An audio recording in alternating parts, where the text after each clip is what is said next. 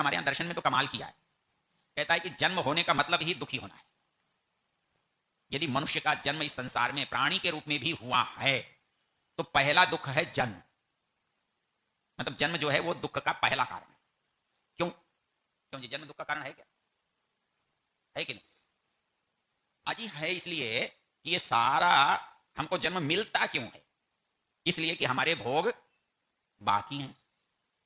भगवान दो कारणों से जन्म देता है हमें, पुराना भोग समाप्त करने के लिए, नया काम करके कमाने के लिए। चाहे आप धर्म कमाओ, शरीर के लिए अर्थ कमाओ, तो आपने जो कमाया है उसको भोगना है यहां, अच्छा या बुरा, और नया यहां पर कमाना है।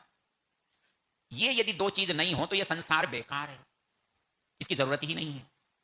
तो हम जितने लोग बैठे हैं जिनका जन्म हुआ है वो दुखी हैं इसलिए पैदा हुए हैं, उनको दुख पाना भी है और छोड़ने का यत्न भी करना है, इसलिए हम पैदा।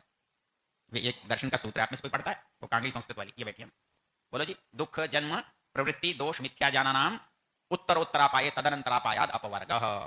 बोले सबसे पहले क्या है? बोले दुख है। दुख से क्या होता है? जन्म है। जन्म से क्या होता है? व्यवहार है। दुख जन्म प्रवृत्ति, उससे क्या होता है? पाप पुण्य। और इनको हटाना हो तो करना उल्टा पड़ेगा। एक एक चीज हटाओगे, जिस दिन आपका जन्म हट जाएगा उस दिन आप दुखों से मुक्त हो जाओगे। इसलिए एक बात दिमाग से बिल्कुल निकाल दो कि दुखों से हमारा वास्ता कोई छूटने वाला है। यदि यो सोच लोगे तो फिर ज्यादा दुखी नहीं।